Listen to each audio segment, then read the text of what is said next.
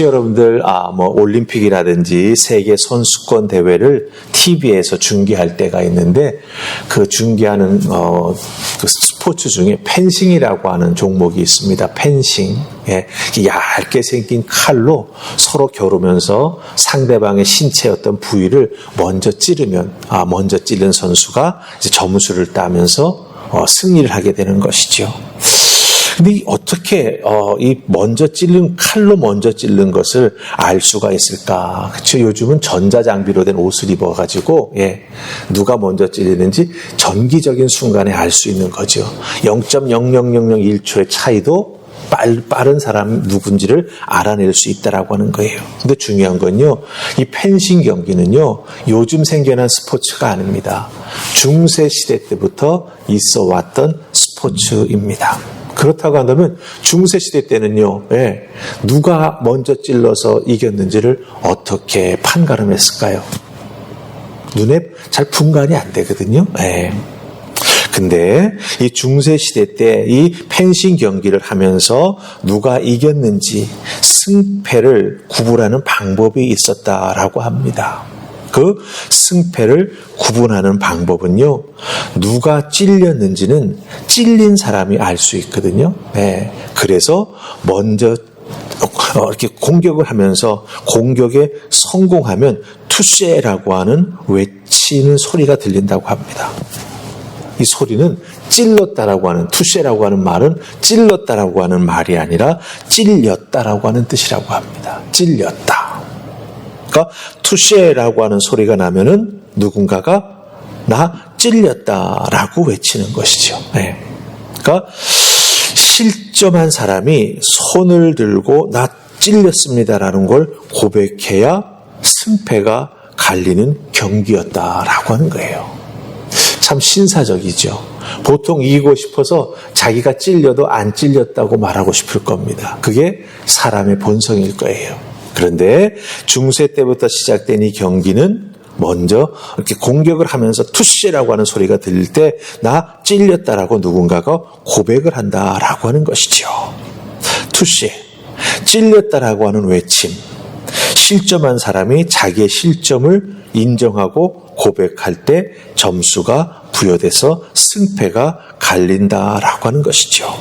여러분들, 이 부분을 우리들의 신앙생활에 한번 잘 적용해 볼 수 있었으면 좋겠습니다.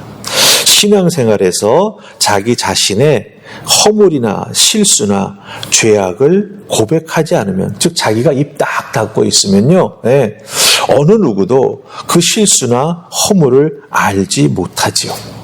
하지만 그 입 딱 닫고 있는 그 침묵은요, 결국 하나님 앞에서 자기의 신앙이 바르게 성장해 나아가지 못하게 되는 걸림돌이 됩니다. 자기의 실수나 허물, 죄악을 입 딱 닫고 있으면 다른 사람은 모를 것입니다. 하지만 그 속은 얼마나 답답하겠습니까? 그렇죠?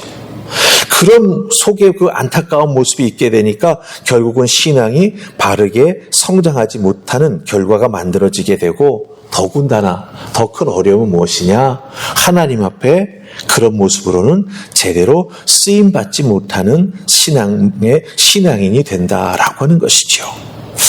하나님께 쓰임받는 사람, 신앙의 성장을 이루어 나가기 소망하는 사람은요, 이 투시, 내가 찔렸다, 내가 부족하다, 내가 연약하다, 내가 하나님 앞에 허물이 있다, 이런 것들을 고백하고 인정하는 사람이 사실은 하나님 앞에서 믿음에 성장할 수 있는 은혜도 덧입게 되는 것이고요. 오히려 그런 사람이 하나님 앞에 붙잡혀 쓰임받는 일꾼이 된다라고 하는 것입니다. 오늘 말씀은요, 사도 바울이 디모데에게 권면하는 말씀인데, 특별히 하나님이 기뻐하시는 믿음의 사람, 하나님이 기뻐하시는 일꾼은 어떤 사람이 되어야 하는지를 우리에게 알려주고 있습니다. 마치 투시를 외치는 것처럼 오늘 말씀 속에 보면 자기의 부족함과 자기의 허물을 인정해 나아가면서 하나님 앞에 믿음으로 서기를 소망하는 사람을 하나님이 들어 쓰신다라고 하는 그 주제의 말씀이 쭉 흐르고 있는 것이죠. 그래서 오늘 말씀 속에서 어떻게 하나님 기뻐 받으시는 믿음의 사람, 하나님이 기뻐 쓰시는 일꾼이 될 수 있을지 말씀을 통해서 우리가 함께 살펴보십시다. 우리 첫 번째 살필 말씀은 15절입니다. 15절 다 찾으셨습니까? 자, 우리 같이 한번 읽을까요? 시작. 너는 진리의 말씀을 옳게 분별하며 부끄러운 것이 없는 일꾼으로 인정된 자로 자신을 하나님 앞에 드리기를 힘쓰라. 아멘. 예. 자기의 부족함과 연약함을 인정하는 것, 그것은 어디에서 출발할까요? 하나님 말씀을 잘 분별하는 것. 특별히 옳게 분별해야 된다라고 사도 바울은 말하고 있습니다. 이 옳게 하나님 말씀을 잘 분별해야 자기의 부족한 부분이 어디인지를 깨달아 알게 되고 투시, 제가 찔렸습니다. 말씀을 통해서 저 죄가 찔렸음을 받았습니다. 이렇게 인정하고 고백하며 나아가게 될 때 하나님 앞에 쓰임받는 믿음의 사람, 일꾼이 될 수 있다라고 하는 것입니다. 특별히 사도 바울은 너의 진리의 말씀을 옳게 분별하라 라고 말하지 앞부분에서 이 옳게 분별한다 라고 하는 말씀의 뜻이 뭔지 아십니까? 원래 가지고 있는 뜻은요, 길을 곧게 내다. 네, 길을 곧게 내다. 혹은 밭을 똑바로 갈다 라고 하는 뜻을 가지고 있습니다. 밭을 똑바로 갈지 않고 삐뚤빼뚤 갈게 되면 어떻게 됩니까? 제대로 심을 수가 없지요. 예, 수확을 많이 거둘 수도 없고요. 그 심겨진 식물이 자라날 때 돌볼 때에도 어려움을 겪습니다.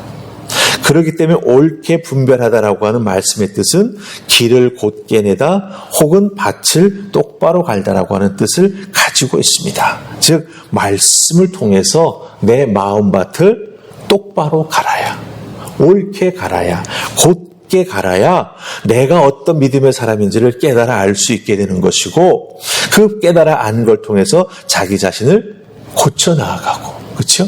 하나님 앞에 회개해 나아가며 성령의 은혜를 통해서 새롭게 되는 놀라운 은총을 경험하게 된다라고 하는 거예요. 그런 의미에서 말씀을 자기 편하게 해석하거나 이해해서는 안 되죠. 그렇죠? 네. 바르게 이해하고 거기에 맞게 신앙생활에 나아가며 하나님 은혜를 사모하며 하나님 은혜 주시는 대로 섬겨 나아가는 우리들의 믿음의 모습이 꼭 필요하다고 하는 것입니다. 하나님 앞에 2025년 섬기겠다고 하나님 앞에 마음 먹고 나오신 부분들이 많이 있지요. 근데 그걸 제대로 이루지 못한 부분이 있다면 왜 내가 그것을 잘 이루지 못했을까 한번 옳게 분별해 보시기 바랍니다. 그러면 하나님께서 이게 부족했어. 이런 부분에서 네가 뒷심이 좀 부족했다. 하나님의 말씀에 귀 기울이는 것보다는 사람의 소리에 자꾸 마음이 흔들려서 올곧게 나아가지 못했어. 이런 것들을 깨닫게 해주실 것입니다. 깨닫게 해주실 때 투시 인정합니다. 하나님. 그 하나님의 깨달음이 제 마음을 찌릅니다. 여기에서 일어나 하나님 앞에 회개하고 하나님의 도우심을 받아서 더 한 번 믿음의 성장을 이루어 하나님 앞에 쓰임받는 믿음의 사람이 되겠습니다. 이렇게 마음 먹고 말씀을 가까이 하시고 기도하며 나아갈 때 하나님께서 꼭 여러분들의 믿음을 성장케 하시고 또 사용해 주시는 하늘의 은혜가 임하게 될 줄 믿습니다. 아멘. 자, 그 다음에 두 번째 말씀은요, 20절부터 해가지고 22절 말씀입니다. 자, 우리 20절부터 22절 다 찾으셨죠? 같이 읽습니다. 자, 시작. 큰 집에는 금그릇과 은그릇뿐 아니라 나무 그릇과 질그릇도 있어 귀하게 쓰는 것도 있고 천하게 쓰는 것도 있나니, 그러므로 누구든지 이런 것에서 자기를 깨끗하게 하면 귀히 쓰는 그릇이 되어 거룩하고 주인의 쓰임에 합당하며 모든 선한 일에 준비함이 되리라. 또한 너는 청년의 정욕을 피하고 주를 깨끗한 마음으로 부르는 자들과 함께 의와 믿음과 사랑과 화평을 따르라. 아멘. 여러분, 이 석절의 공통점이 무엇입니까? 깨끗하게 되는 거예요. 깨끗하게 되는 것. 그릇도 깨끗한 그릇을 주인이 쓴다라고 하는 거죠. 우리 여기 청년이라고 되어 있습니다만은 우리 믿음의 사람도 깨끗한 마음을 가지고 있어야 하나님이 들어 쓰신다라고 하는 거예요. 즉 자기 자신을 정결케 하며 하나님께서 나를 들어 쓰실 수 있도록 믿음으로 준비해 나아가는 내가 되어야 한다라고 하는 것입니다. 아무리 금그릇 좋은 것이 있다고 생각해 보십시다.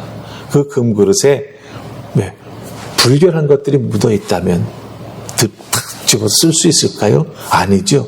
그 금그릇이 깨끗하게 씻겨서 잘 말려져 가지고 준비될 때까지는 그 금그릇을 사용하지 않습니다. 중요한 것은 무엇입니까? 하나님 앞에 쓰임받는 인생은, 그 쓰임받는 성도는 정결하게 깨끗한 믿음의 소유자가 되어야 한다라고 하는 것이죠. 능력이 아무리 뛰어나도 속으로는 세상적인 욕망에 사로잡혀 있다라고 한다면 그것은 하나님 손에 붙잡혀 쓰임받지를 못하게 된다라고 하는 것이죠. 우리 하나님께서 쓰실 수 있도록 우리는 어떻게 되겠습니까? 사도 바울은 특별히 21절 끝부분에서 모든 선한 일에 준비함을 가지고 있는 우리가 되어야 된다라고 하는 거예요. 이 준비함은 어떻게 시작될까요? 우리가 깨끗한 마음을 가지고 있을 때 그 준비함이 시작된다라고 하는 것이지요. 꼭 기억하시고 하나님 앞에 쓰임받는 믿음의 사람 되기를 소망하신다면, 더 뜨겁게 쓰임받는 사람이 되기를 소망하신다면 깨끗하게 자기를 잘 준비하셔서 선한 일에 쓰임받는 여러분들 다 되실 수 있기를 주님의 이름으로 축복합니다. 아멘. 우리 기도하십시다. 좋으신 하나님 은혜 감사합니다. 스포츠 경기에서도 자기의 승패를 가름짓는 것이 있습니다. 그건 바로 내가 찔렸다라고 고백하는 것이지요. 하나님, 우리들에게도 이 선한 마음, 정결한 마음 허락하여 주시옵소서. 하나님 앞에 내가 부족하고 연약하고 또 하나님 앞에 허물을 숨기고 있는 것이 있다라고 한다면 먼저 하나님 앞에 나아가 나의 허물을 고백하고 하나님 앞에 그 허물이 용서받기를 소망하는, 그 허물을 반복하는 자가 되지 않기를 아버지 앞에 먼저 매달려 기도하는 우리가 되게 하여 주시옵소서. 하나님께서 우리를 정결케 해주실 때 우리가 하나님 앞에 쓰임받는 믿음의 사람이 될 줄 믿습니다. 고든 믿음 가지고 하나님 앞에 나아갈 때 하나님께서 우리를 붙잡아 하나님의 선한 일에 우리를 사용해 주실 줄 믿습니다. 이 믿음의 귀한 모습을 기억하게 하시고 말씀으로 늘 자기를 다스리게 하시며 기도함을 통하여 성령의 인도하심을 받아 우리들의 믿음 생활 속에서 하나님의 뜻에 벗어나지 아니하는, 하나님께 영광을 돌리는 믿음의 사람으로 살아갈 수 있도록 역사하여 주시옵소서. 오늘 나의 삶의 자리에서도 하나님의 음성에 귀 기울이며 하나님의 뜻에 순종해 나아가는 준비된 믿음의 사람으로 살아갈 수 있기를 소원하옵고 예수님 이름으로 기도하옵나이다. 아멘.